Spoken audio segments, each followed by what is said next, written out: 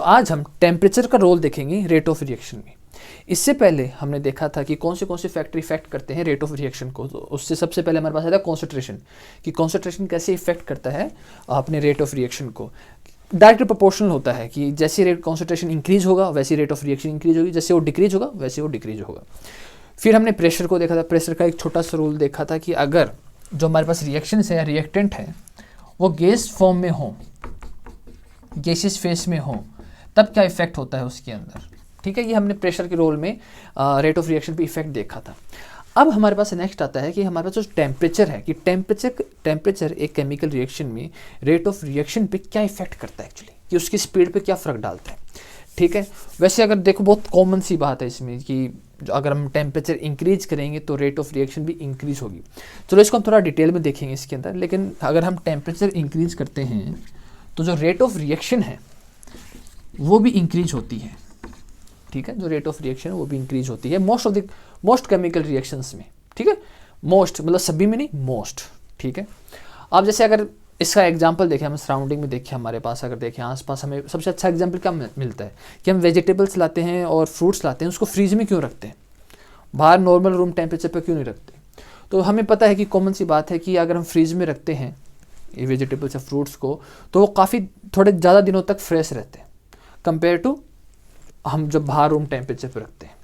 तो इसका मतलब सिंपल सी बात है कि टेम्परेचर यहाँ इफेक्ट कर रहा है उस चीज़ को, कि टेम्परेचर अगर ज़्यादा है, ठीक है, तो उसको जल्दी करवाएगा, उस चीज़ को जल्दी करेगा रिएक्ट, मतलब सड़ाएगा एक्चुअली कह सकते हैं। और अगर टेम्परेचर कम है तो उस चीज़ को कम टाइम लगेगा। आप थोड़ा सा हम केमिस्ट्री में आते हैं और हमारे पास जैसे N2O5 होता है। अगर ये देखें तो इसका एक अच्छा एग्जाम, इसका जब हम डिकम्पोजिशन करवाते हैं टेम्परेचर के बेस पे हम देखते हैं। अगर हम इसका डिकम्पोजिशन करें, इसको ब्रेक कर रहे हैं एक्चुअली, ठीक है, और अगर हम इसको 50 डिग्री पे करें, 50 डिग्री सेल्सियस पे करें, तो ये केवल 12 मिनट में ही हाफ हो जाएगा। ठीक है, 12 मिनट में ही इसका हाफ डिकम्पोजिशन हो जाएगा। वहीं अगर इसका टेम्परेचर हम 25 कर दें, मतलब डिक्रीज कर रहे हैं, तो यहीं इसका जो डिकम्पोजिशन है वो 5 डे ले लेता है, 5 आवर ले लेता है। ठीक है, और वहीं अगर हम इस टेम्परेचर को और डिक्रीज कर दें, 0 डिग्री पे ले आए, तो इसी मॉलिक्यूल का जो डिकम्पोजिशन है वो 10 डे ले लेता है, 10 दिन में इसका डिकम्पोजिशन होता है। तो देख लो टेम्परेचर जैसे कम हो रहा है वैसे वैसे जो इसकी रेट ऑफ रिएक्शन है वो भी डिक्रीज हो रही है। तो हम कह सकते हैं कि मोस्ट ऑफ द रिएक्शंस जो होती हैं उसमें जो टेम्परेचर का रोल है वो बड़ा क्रूशियल होता है। लेकिन हम सभी में नहीं कह सकते हैं, मोस्ट में कह सकते हैं ना। तो इसको हम थोड़ा डिटेल में देखेंगे, थोड़ा सा और डिटेल में देखें। जैसे अपने अगर एक और एग्जांपल लें तो पोटेशियम परमैंगनेट होता है KMnO4 और ऑक्जेलिक एसिड होता है। ये जो होते हैं जब इसको हम प्रैक्टिकली देखते हैं, जब हम इसको प्रैक्टिकल करते हैं, हमारे प्रैक्टिकल कर सकते हैं, तो जो इनका अगर हमें इसको कलरलेस करना है, ठीक है, अगर इसको हमें कलरलेस करना है तो हमें टेम्परेचर अगर हम हाई देते हैं, अगर हम हाई टेम्परेचर देते हैं तो ये जल्दी कलरलेस होता है, मतलब इसका कलर जल्दी चला जाता है वह कंपेयर टू लोअर टेम्परेचर अगर हम इसका हाई टेम्परेचर रखते हैं। तो बहुत से एग्जांपल है इस चीज़ के, हमारे नॉर्मल अगर सराउंडिंग में देखें एग्जांपल तो काफ़ी मिल जाएंगे, और वैसे केमिस्ट्री में इसके काफ़ी एग्जांपल मिल जाएंगे कि जो टेम्परेचर होता है उसका क्या रोल होता है एक्चुअली। अगर हम देखें कि अगर हम कोई केमिकल रिएक्शन को, अगर कोई केमिकल रिएक्शन है वो रूम टेम्परेचर पर हो रही है, नॉर्मल एक टेम्परेचर पर हो रही है, अगर उसको हम 10 डिग्री सेल्सियस ही बढ़ा दें उसका टेम्परेचर, 10 डिग्री सेल्सियस ही बढ़ा दें उसका टेम्परेचर, तो उसको रेट कॉन्स्टेंट जो होता है, उसकी रेट ऑफ रिएक्शन होती है वो डबल हो सकती है। ठीक है, वो डबल तक हो सकती है। ओनली 10 डिग्री सेल्सियस बढ़ाने से उसका जो रेट कॉन्स्टेंट है, रेट ऑफ रिएक्शन है, वो डबल हो सकती है। तो इतना इसमें टेम्परेचर का इफेक्ट पड़ता है इसके अंदर। तो अगर इसमें हम कॉमन लॉजिक लगाएं अपना कि हम नॉर्मल, हमें पता है कि टेम्परेचर का कितना इफेक्ट होता है किसी भी चीज़ के ऊपर, कोई भी रिएक्शन के ऊपर कितना इम्पैक्ट होता है उसके अंदर। ठीक है, हम देखो इस जो हम चैप्टर पढ़ रहे हैं केमिकल काइनेटिक्स, इसमें सब नॉर्मल है एक्चुअली। बस हम इसमें हम क्या कर रहे हैं एक्चुअली, हम जो रिएक्टेंट हैं, जो हमारे पास रिएक्टेंट हैं, उनको एटॉमिक लेवल पे समझ रहे हैं कि वहाँ पे मान लो हमारे पास कितने 6 मॉलिक्यूल हैं। ठीक है, सबसे अच्छा एग्जांपल इस चैप्टर को समझने का, ठीक है, कि हम क्या पढ़ रहे हैं एक्चुअली। तो ये क्या करते हैं कि ये 6 मॉलिक्यूल हैं। ठीक है, हमारे पास ये 6 मॉलिक्यूल, मान लो एक वैसे एग्जांपल मान लो आप, जैसे 1 2 3 4 5 6। ठीक है, और जब ये आपस में कोलाइड करते हैं, स्ट्राइक करते हैं एक दूसरे को, क्योंकि इनमें कुछ काइनेटिक एनर्जी होती है, आपस में स्ट्राइक करते हैं, डिफरेंट मॉलिक्यूल्स हैं, तो ये क्या करते हैं, जब आपस में स्ट्राइक करते हैं तो कुछ मॉलिक्यूल फॉर्म करते हैं ढंग से। 11th क्लास में जो स्ट्रक्चर ऑफ एटम था या केमिकल बॉन्डिंग जो चैप्टर था उसको समझा हो तो उसमें जो कैसे न्यू मॉलिक्यूल फॉर्म होते हैं, जो इलेक्ट्रॉन का जो ट्रांसफर होता है एक्चुअली, ठीक है, होता क्या एक्चुअली, देखो इसको हम इसको समझ लेते हैं कि हो क्या रहा है यहाँ पे, फिर जो बस बाकी तो ये बहुत ईजी होगा कि ये कॉन्सेंट्रेशन क्या होता है, ये रेट ऑफ रिएक्शन क्या होता है, बस ये डिफरेंट नाम है, पर हम जो भी इसके अंदर पढ़ रहे हैं बस ये ही है इसके अंदर जो हम यहाँ देखेंगे। देखो ये अपने पास मान लो 6 मॉलिक्यूल है, ठीक है, और ऐसे मान लो जब आपस में कोलाइड करते हैं तो कुछ नया फॉर्म कर देते हैं एक्चुअली। क्यों होता है नया फॉर्म? क्योंकि इनमें इलेक्ट्रॉन का ट्रांसफर होता है। मान लो हम अपने 11th क्लास में जो स्टार्टिंग में हमने केमिकल बॉन्डिंग पढ़ा था उसमें चलते हैं। उसमें क्या होता है कि ये हमारे पास न्यूक्लियस है और इसके सराउंडिंग में ये हमारे पास क्या है, ऑर्बिटल्स हैं, ठीक है, सेल और उनके अंदर ऑर्बिटल्स हैं, और यहाँ पे हम अब ये एक एटम या मॉलिक्यूल मान लो, ठीक है, और ये यहीं कोई सेकंड दूसरा है उसका ये अपने पास एटम या मॉलिक्यूल जो उनका जो स्ट्रक्चर है एक्चुअली एटॉमिक लेवल पे वो देख लेते हैं। यहाँ पे होता क्या है कि एक के पास इलेक्ट्रॉन की कमी होगी, एक के पास इलेक्ट्रॉन ज़्यादा होंगे, एक नेगेटिव होगा एक पॉजिटिव होगा, ठीक है, ये आपस में कोलाइड करेंगे। कोलाइड करेंगे मतलब जो यहाँ की जो इनके सेल हैं, आउटर मोस्ट सेल जो इनके वैलेंस सेल कह सकते हैं, यहाँ से इलेक्ट्रॉन लेंगे, आपस में इलेक्ट्रॉन लेंगे और कुछ नया फॉर्म कर देंगे। यही केमिस्ट्री है एक्चुअली। पूरी केमिस्ट्री में अगर आप देखोगे ना तो आपको केवल इलेक्ट्रॉन का ट्रांसफर नजर आएगा, बस इसको डिफरेंट वे में हम शो करते हैं एक्चुअली, ठीक है, इस पूरे चैप्टर को हम डिफरेंट वे में शो कर देते हैं एक्चुअली, कि हम डिफरेंट नाम निकाल देंगे, क्योंकि हम एटॉमिक लेवल पे पढ़ते हैं, हम बहुत ही सब एटॉमिक लेवल पे पढ़ते हैं, पूरा सब कुछ देखते हैं, तो हम क्या करते हैं, हम हर एक छोटी चीज़ को एक नाम दे देते हैं कि हाँ ये ऐसे करेगी, तभी इतने इन्वेंशन हो सकते हैं, मतलब होते हैं एक्चुअली, कि हम इतना डीप हर चीज़ को एक छोटी छोटी चीज़ को जानते हैं। होता वही बस इलेक्ट्रॉन का ट्रांसफर, बस इसको हम डिफरेंट वे से पढ़ते हैं और कुछ भी नहीं। इसको हम यहाँ ये होता है रिएक्टेंट जो मॉलिक्यूल्स होते हैं उनमें क्या होता है, इलेक्ट्रॉन का ट्रांसफर ही तो होता है, एक नेगेटिव होता है एक पॉजिटिव होता है, आपस में इनके सेल, आपस में जो आउटर मोस्ट सेल है इनमें से जब ये कोलाइड करते हैं तो इलेक्ट्रॉन का ट्रांसफर हो जाता है और कुछ नया फॉर्म कर देते हैं, बस ये प्रोडक्ट बन गए। बस इसी चीज को हम समझ रहे हैं। अब रेट ऑफ रिएक्शन क्या है कि ये दोनों कितनी जल्दी कितनी स्पीड से ये आपस में कोलाइड कर रहे हैं और कितनी फास्टली प्रोडक्ट में कन्वर्ट हो रहे हैं, यही तो है रेट ऑफ रिएक्शन। कॉन्सेंट्रेशन क्या होता है कि कितने मॉलिक्यूल्स कोलाइड कर रहे हैं आपस में, एक पर्टिकुलर मोमेंट पे कितने जो मॉलिक्यूल्स हैं, कितने एटम्स हैं वो आपस में कोलाइड कर रहे हैं, स्ट्राइक कर रहे हैं एक दूसरे को, वो कॉन्सेंट्रेशन होगा। प्रेशर की बात करें, अगर हम गैस फेस में है तो इसमें प्रेशर का रोल आ जाता है, क्योंकि प्रेशर कहाँ पे आ जाता है, गैस में। अगर गैस में देखें तो गैस में जो एटम्स होते हैं वो दूर दूर होते हैं, ठीक है, और जैसे ही इसको हम प्रेशर का जब रोल देखते हैं तो प्रेशर जैसे इसको हम पास लाएंगे तो प्रेशर का रोल आएगा, तभी तो ये पास में आएंगे, क्योंकि गैस फॉर्म में ये दूर दूर होंगे, तो प्रेशर का रोल आ जाता है कि हम इसको अगर प्रेशराइज्ड करते हैं तो आपस में पास आके स्ट्राइक करेंगे, ये प्रेशर का रोल हो गया। टेम्परेचर क्या होगा, जैसे ही इस मॉलिक्यूल्स में अगर हम टेम्परेचर बढ़ाएंगे तो इनको क्या मिलेगी, एनर्जी। टेम्परेचर क्या है, एनर्जी का ट्रांसफर ही तो है, कि हमें पता है कि एनर्जी को हम ना क्रिएट कर सकते हैं ना डिस्ट्रॉय कर सकते हैं। तो हम यहाँ क्या करें, जैसे हम इसको टेम्परेचर इंक्रीज करते हैं, इनकी क्या होगी, काइनेटिक एनर्जी इंक्रीज हो जाएगी, मतलब जो इनकी स्पीड है मूवमेंट की वो इंक्रीज हो जाएगी, तो ये क्या और फास्ट आपस में स्ट्राइक करेंगे, और तो मतलब और जल्दी रेट ऑफ रिएक्शन और जल्दी हमें क्या बोलते हैं प्रोडक्ट मिलेगा। ये टेम्परेचर का रोल हो जाता है। कैटलिस्ट, जब हम कैटलिस्ट का यूज करते हैं तो कैटलिस्ट भी ये करवाता है, जब इसके अंदर हम कोई कैटलिस्ट डाल देते हैं वो भी इनको फास्ट कोलाइड करवा देता है और हमें प्रोडक्ट मिल जाता है। बस यही है केमिकल काइनेटिक्स, बस इसी चीज़ के हम बारे में पढ़ रहे हैं, डिफरेंट वे में डिफरेंट नेम से हम इसको बस पढ़ रहे हैं। अगर देखो, अगर आपने केमिकल बॉन्डिंग या स्ट्रक्चर ऑफ एटम को समझ रखा है तो ये चीज़ बहुत सिंपल है, बस इसका नाम या इसको थोड़ा सा कॉम्प्लेक्स करके हम अगर हम सोचें थोड़ा हमें कॉम्प्लेक्स लगता है, पर इतना कॉम्प्लेक्स है नहीं, बहुत सिंपल सा इसमें देखा जाए। बस इसमें जो एटम्स मॉलिक्यूल्स आपस में एक मोमेंट पे कितना स्ट्राइक कर रहे हैं, बस ये है, और कुछ भी नहीं इस चैप्टर के अंदर एक्चुअली।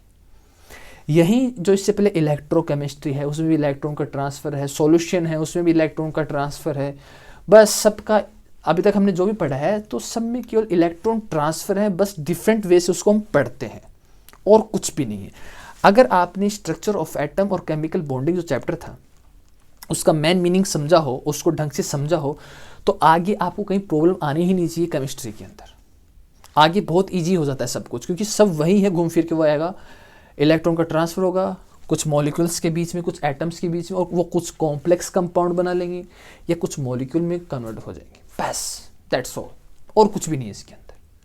ठीक है, इसके अंदर जो कुछ भी हमारे पास उसको थोड़ा डिटेल में देख लेते हैं कि क्या क्या है, कौन कौन आया था, किसी ने क्या क्या बताया था एक्चुअली। ठीक है, आई थिंक अभी जो बताया है उससे आपको क्लियर हो गया होगा कि इसके अंदर हम क्या पढ़ रहे हैं।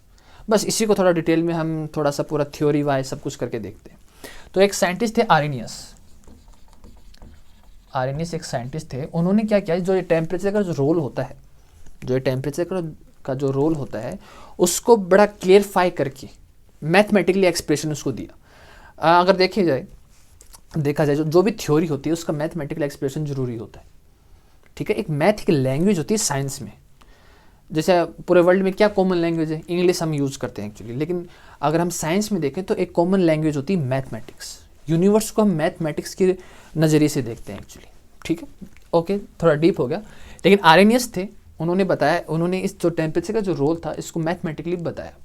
ठीक है, इन्होंने बताया था, लेकिन जो वॉन्ट हाफ थे, इनसे पहले एक साइंटिस्ट थे, उन्होंने इस सिस्टम को प्रपोज किया था कि क्या क्या होगा इसके अंदर, मतलब कैसे एक टेम्परेचर का रोल होता है, लेकिन उन्होंने केवल एक थ्योरी दी थी, इन्होंने मैथमेटिकली पूरा एक्सप्रेशन दिया था, पूरा समझाया था इस चीज़ को। ठीक है, तो इन्होंने बताया कि जो rate constant rate of reaction है वो ये होगी अपने पास, ये फ्रीक्वेंसी फैक्टर या आरएनएस फैक्टर मान लो कांस्टेंट। ठीक है, आरएनएस मतलब क्या है, फ्रीक्वेंसी फैक्टर और आरएनएस मतलब यो आपस में किस वे में, किस फ्रीक्वेंसी में जो वो मॉलिक्यूल्स हैं वो आपस में कोलाइड कर रहे हैं, एक्चुअली आपस में स्ट्राइक कर रहे हैं। ठीक है, ये है एक्टिवेशन एनर्जी EA। ठीक है, ये है एक्टिवेशन एनर्जी और R है गैस कांस्टेंट। ठीक है, R है गैस कांस्टेंट। जो एक्टिवेशन एनर्जी है इसको हम, इसकी यूनिट हम लेते हैं जूल मोल में। ठीक है, इसको हम लेते हैं जूल मोल, बस ये हम नॉर्मल इसका देख लिया कि क्या है।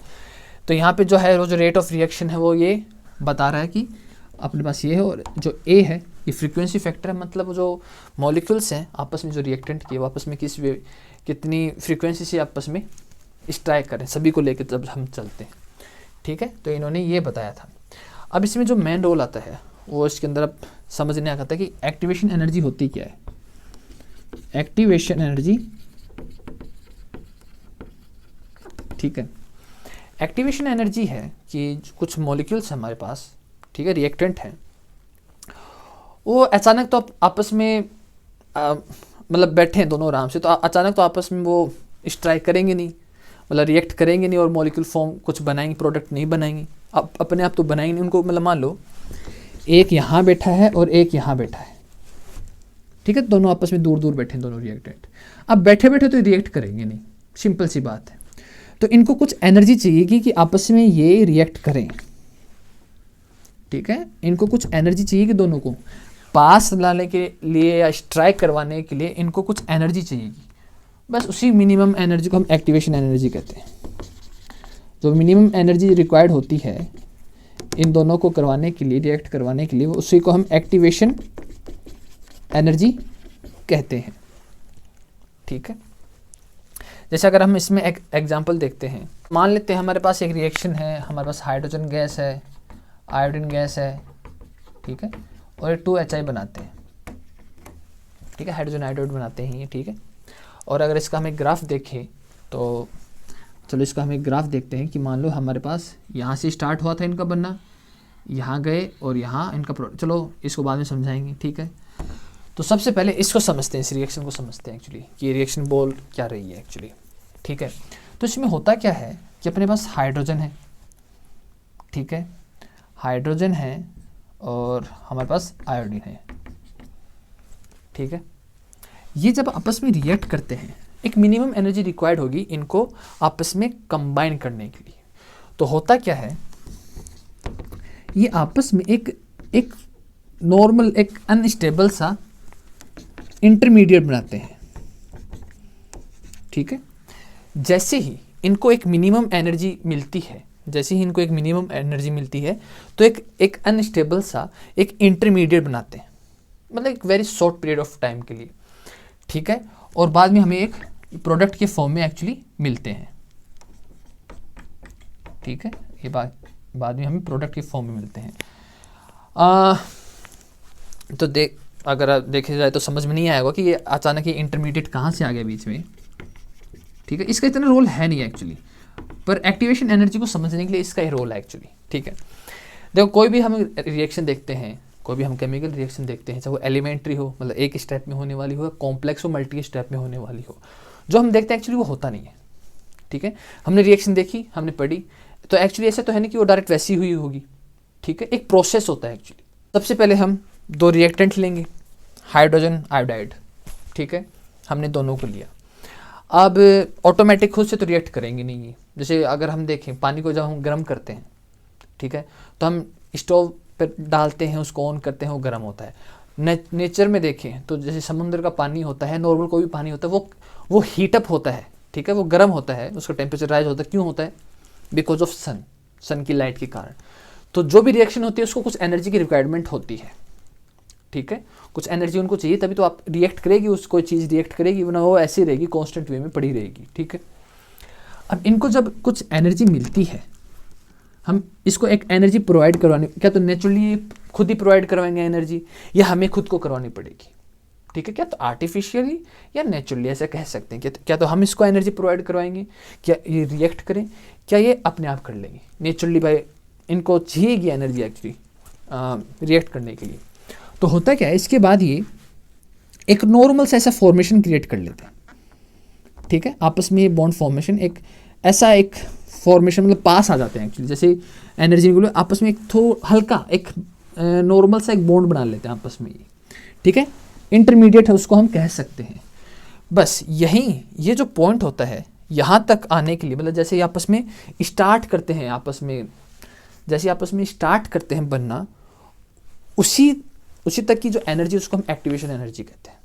और उसके बाद हमें प्रोडक्ट मिलता है। ये बड़े very short period of time के लिए होता है, मतलब इंस्टेंट, हमें दिखेगा भी नहीं क्या हो गया, बस डायरेक्ट ऐसा होगा और हमें डायरेक्ट प्रोडक्ट मिल जाएगा।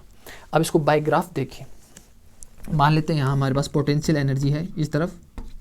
ठीक है, इसके पास कुछ एनर्जी है, और ये एनर्जी का जो फॉर्म है इस तरह मान लेते हैं कि एनर्जी का क्या प्रोसेस हो रहा है एक्चुअली। तो यहाँ से क्या हो रहा है, यहाँ से रिएक्शन एक्चुअली स्टार्ट हो रही है। हमें क्या करना है कि हमें जो ये रिएक्शन है यहाँ से है, इसको हमें यहाँ तक पहुँचाना है एक्चुअली। मतलब इसको हमें इस फॉर्म में लाना है कि आपस में ये बनना चालू हो। ठीक है, आपस में ये बनना चालू हो, हमें बस इतना फॉर्म लाना है इसको। और यहाँ से यहाँ तक पहुँचाने के लिए जो एनर्जी हम देते हैं उसको हम एक्टिवेशन एनर्जी कहते हैं। ठीक है, इसको हम कहेंगे एक्टिवेशन एनर्जी। बस जैसे यहाँ पे हुआ तो हमें बाद में ये प्रोडक्ट बनना चालू हो जाएगा। ठीक है, यहाँ हमें प्रोडक्ट मिल जाएगा। बस ये होता है एक्चुअली, सिंपल सी चीज़ है कि इसको यहाँ तक पहुँचाने तक का मतलब इनका आपस में करवाने के लिए जो हमें एनर्जी की रिक्वायरमेंट होती है उसको हम एक्टिवेशन एनर्जी कहते हैं। और इसको हम जो यहाँ बनता है हमारे पास इंटरमीडिएट, उसको एक्टिवेशन कॉम्प्लेक्स कहते हैं एक्चुअली। ठीक है, जो भी इंटरमीडिएट बना उसको हम एक्टिवेशन कॉम्प्लेक्स कहते हैं। सी से डिनोट करते हैं इसको।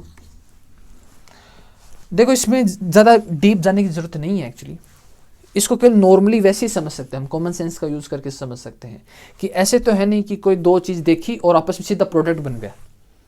ठीक है, तो कुछ दो चीज़ हैं, ठीक है, वो आपस में मतलब ऐसे मान लें जैसे हम यहाँ खड़े हैं, ठीक है, और अचानक ही हम अमेरिका पहुँच जाए, तो ऐसा तो है नहीं कि हम यहाँ से सीधा मतलब डायरेक्ट ही वहाँ पहुँच गए, कुछ प्रोसेस होगा बीच में।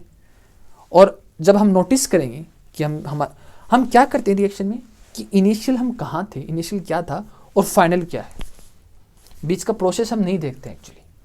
तो क्यों बीच का जो प्रोसेस होता है very short period of time के लिए होता है, तो हम केवल इनिशियल जो हमारे पास था और जो फाइनल रिजल्ट था वो हम केवल देखते हैं।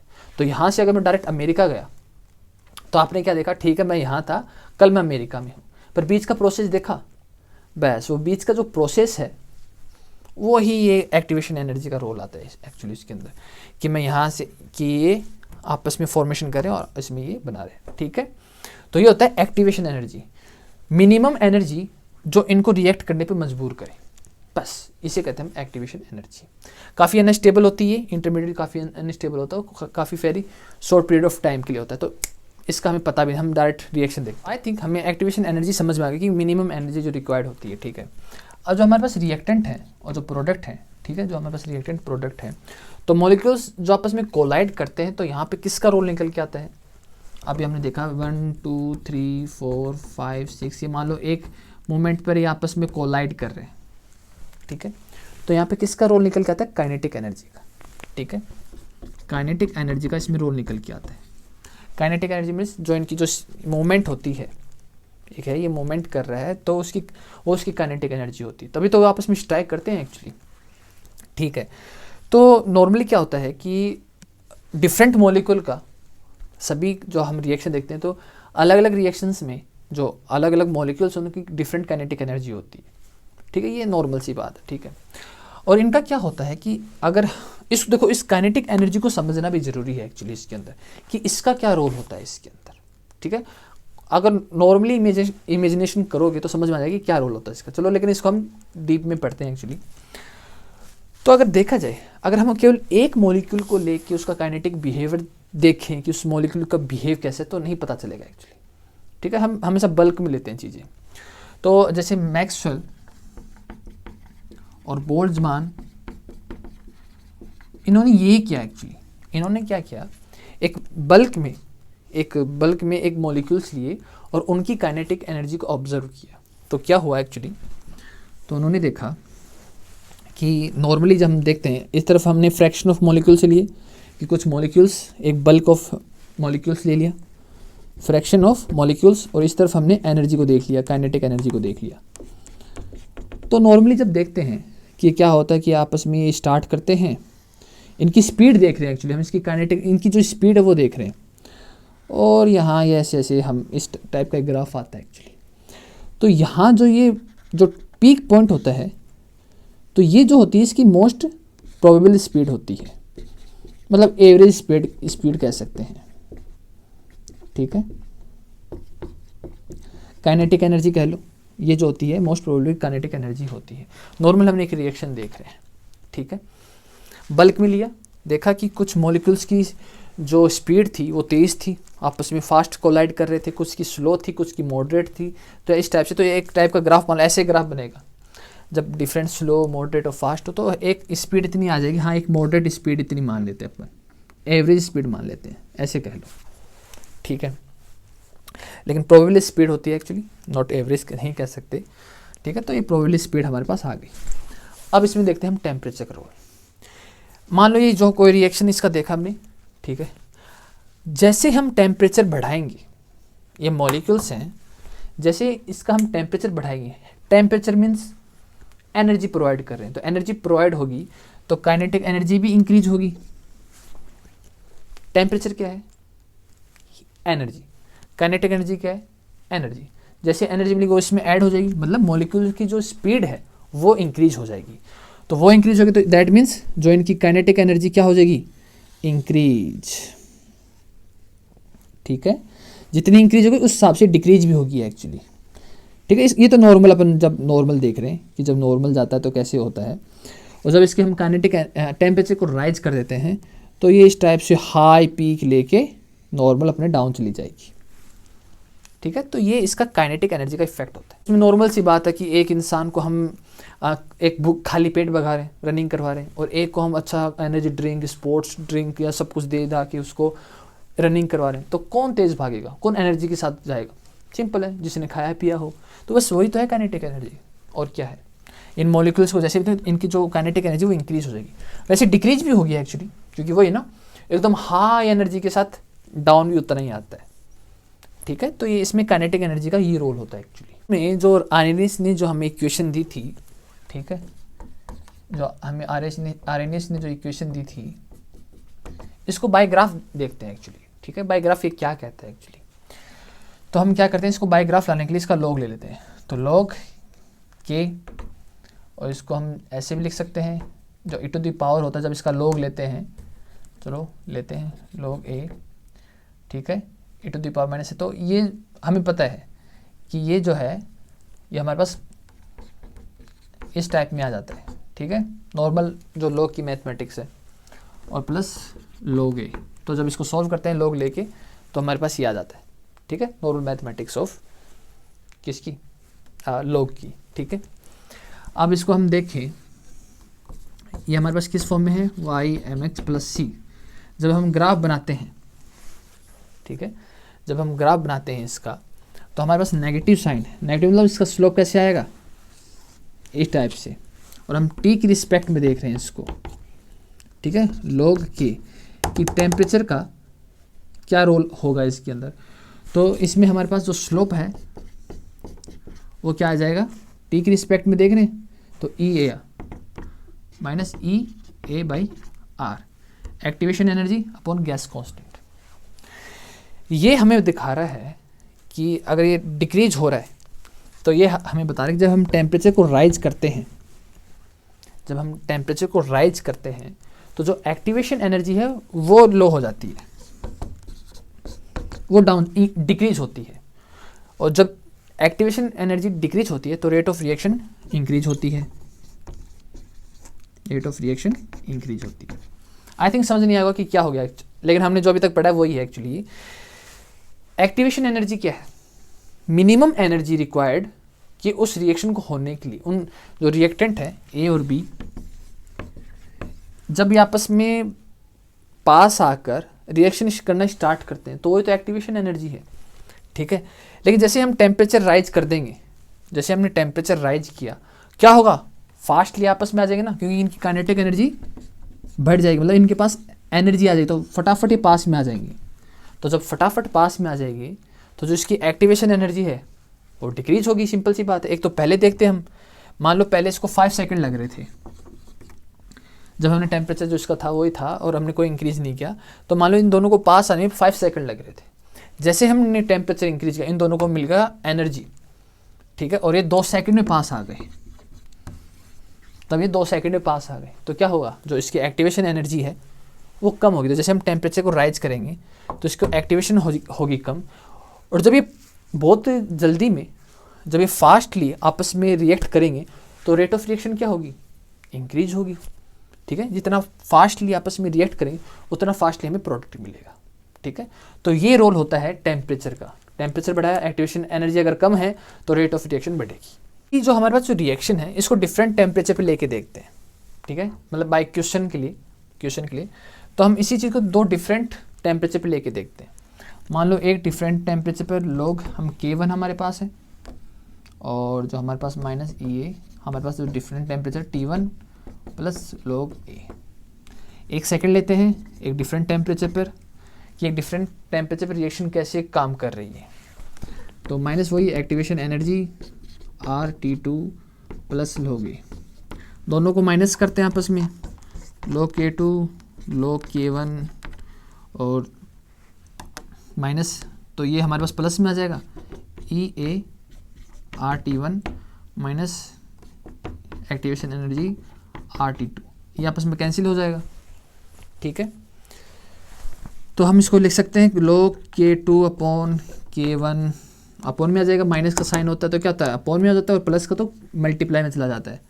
और इसको हमने EAR बाहर कॉमन ले लेते हैं, और हमारे पास 1/T1 माइनस 1/T2 बचता है।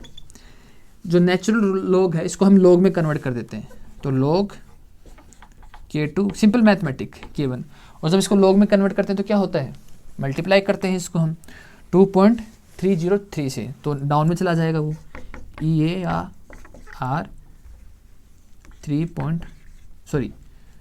2.R, और इसको जब सॉल्व करेंगे तो हमारे पास क्या आ जाएगा T1 T2 माइनस T1। तो ये जो इक्वेशन है ये क्वेश्चंस के लिए हमें हेल्प करेगी एक्चुअली, जो डिफरेंट टेम्परेचर पर जो रेट ऑफ रिएक्शन है तो उसके लिए हमें ये हेल्प करेगी एक्चुअली, ठीक है। ये रिएक्शन अभी तक हमने कॉन्सेंट्रेशन, प्रेशर और टेम्परेचर का जो इफेक्ट होता है रेट ऑफ रिएक्शन पे वो समझे। अब लास्ट इसमें हमारे पास आता है कैटलिस्ट, कि कैटलिस्ट का क्या रोल होता है। कैटलिस्ट बस जो रेट ऑफ रिएक्शन जो होती है उसको इंक्रीज कर देता है, ठीक है, उसको फास्ट कर देता है एक्चुअली, ठीक है, जो कैटलिस्ट होता है वो रेट ऑफ रिएक्शन को फास्ट कर देता है, और जो रेट ऑफ रिएक्शन को स्लो कर देता है उसको इनहिबिटर कहते हैं हम, ठीक है। इसके बारे में नहीं सुना होगा, मोस्टली सुनोगे भी नहीं, मोस्टली हम कैटलिस्ट के बारे में सुनते हैं क्योंकि हमें कोई रिएक्शन को स्लो नहीं करना होता है, ठीक है, हम उसको फास्ट ही करवाना चाहते हैं, तो मोस्टली हम कहीं भी देखें तो कैटलिस्ट का ही हम नाम सुनते हैं। तो कैटलिस्ट सिंपल सा क्या करता है, ये क्या करता है, ये रेट ऑफ रिएक्शन को तेज कर देता है, फास्ट कर देता है, मतलब जो हमारे पास जो मॉलिक्यूल्स हैं, जो रिएक्टेंट के जो मॉलिक्यूल्स हैं उनको पास ला देते हैं, मतलब उनको फास्टली वो कोलाइड करवा देते हैं, लेकिन खुद में कोई चेंज नहीं होता इसके अंदर, ठीक है, खुद में कोई चेंज नहीं होता। जैसे अभी हमने देखा था ग्राफ कि यहाँ से हमारे पास रिएक्टेंट थे, इस पोजीशन पे एक इंटरमीडिएट बनता है, और यहाँ से यहाँ मतलब एक्टिवेशन एनर्जी, एक्टिवेटेड कॉम्प्लेक्स, और यहाँ हमें प्रोडक्ट मिलता है, हमने अभी देखा था। और ये एक मिनिमम एनर्जी रिक्वायर्ड होती है रिएक्शन को होने के लिए, इंटरमीडिएट बनने के लिए, जहाँ से हमें रिएक्शन बनना चालू होती है एक्चुअली। कैटलिस्ट क्या करता है, कैटलिस्ट इसको जो है इस एनर्जी को कम कर देता है, बस ये होता है कैटलिस्ट का रोल एक्चुअली। ये खुद अनचेंज रहता है, जैसे ये मॉलिक्यूल्स को क्या करेगा, ये फास्टली स्ट्राइक करवा देगा, ठीक है, ये अनचेंज रहेगी, बस ये काम करता है एक्चुअली। तो ये क्या करता है कैटलिस्ट, इसको फास्ट करके रिएक्शन को जो एक्टिवेशन एनर्जी उसको डाउन कर देता है, और उसको जब डाउन करता है तो रेट ऑफ रिएक्शन क्या होती है, इंक्रीज हो जाती है। ये कैटलिस्ट का रोल होता है इसके अंदर, ठीक है, इसके अंदर कैटलिस्ट का रोल होता है। ये क्या करता है एक्चुअली, जैसे अपने पास ये रिएक्टेंट है और मान लेते हैं हमारे पास KClO3, इनके जो मॉलिक्यूल्स हैं वो इस टाइप से हैं, मान लेते हैं 1 K का है, पोटेशियम, क्लोरीन का और ऑक्सीजन का, ये है, ठीक है। कैटलिस्ट का क्या करता है, यहाँ से मान लो ये कैटलिस्ट है अपने पास, 4th नंबर का जो है ये कैटलिस्ट है MnO2। ये क्या करता है, इनको जैसे मान लो ये आपस में मिल रहे हैं, ठीक है, आपस में मिलना चाहते हैं और इनको मिलने में काफ़ी टाइम लग रहा है एक्चुअली, ठीक है। मान लो जैसे ये 2 घंटे में से मिल रहा है और ये इसको 3 घंटे में से मिल रहा है, 1 2 से 2 घंटे मिल रहा है, 2 3 से 3 घंटे मिल रहा है, लेकिन जैसे ही 4th नंबर जो कैटलिस्ट होता है वो फास्टली इनको आपस में मिलवा देता है, वहीं इसको क्या करेगा 1 घंटे मिलवा देगा और इसको 2 घंटे मिलवा देगा। ये होता है कैटलिस्ट का रोल, खुद अनचेंज रहता है, खुद में कोई चेंज नहीं लाता ये, और इनको फास्टली मिला देता है, ठीक है। ये अपनी जो इनका जो एटॉमिक लेवल पर जब देखते हो, ठीक है, क्योंकि एटॉमिक लेवल पर जब देखते हो तो इनका जो पॉजिटिव चार्ज है जो कैटलिस्ट पे होता है, या नेगेटिव चार्ज जो होता है इनके ऊपर, या लोन पेयर होते हैं, वो इसमें रोल निभाते हैं एक्चुअली, ठीक है, वो इसके अंदर क्रूशियल रोल निभाते हैं कि इनको जो रिएक्टेंट है इनकी मॉलिक्यूल्स को आपस में फास्टली ये स्ट्राइक करवा देते हैं, ठीक है। तो इसमें क्या काम करेगा, जो कैटलिस्ट का जो पॉजिटिव चार्ज है या नेगेटिव चार्ज है या उसके ऊपर लोन पेयर है, वो इसमें एक या मोर इलेक्ट्रॉन नेगेटिव है, तो ये जो इनका जो रोल होता है ना, ये इनको फास्टली मिला देता है, ठीक है। तो ये इसमें कैटलिस्ट का इसके अंदर रोल होता है। इसमें जो कैटलिस्ट होता है वो ऐसे नहीं कि इसके अंदर कोई चेंज कर देता है, ये भी नहीं करता वो केवल इतना करता है कि मतलब अगर मान लो कोई इक्विलिब्रियम वाली कोई रिएक्शन है तो उसके इक्विलिब्रियम में कोई चेंज नहीं लाएगा, बस उसके इक्विलिब्रियम को फास्ट करवा देगा, ठीक है। या कोई कांस्टेंट है, फॉरवर्ड है, बैकवर्ड रिएक्शन है, बस इनको फास्ट करवाता है, उनमें कोई चेंज नहीं लाता, उनके कांस्टेंट में, उनकी वैल्यू में कोई चेंज नहीं लाता, केवल उनको फास्ट करवाता है। ये होता है कैटलिस्ट का रोल। आई थिंक कौन से फैक्टर है, जो कॉन्सेंट्रेशन है या टेम्परेचर, प्रेशर, जो कैटलिस्ट है वो कैसे इफेक्ट करते हैं रेट ऑफ रिएक्शन को, आई थिंक समझ में आ गया होगा, ठीक है। बहुत क्लियरली, बहुत ईजी है कि कैसे इनको इफेक्ट करता है एक्चुअली। अगर आप नॉर्मल इमेजिनेशन यूज़ करो तो उससे भी समझ में आ जाएगा कि कैसे ये इम्पैक्ट करते हैं किसी चीज़ को, ठीक है। तो आई थिंक समझ में आ गया होगा, और इस वीडियो में इतना ही।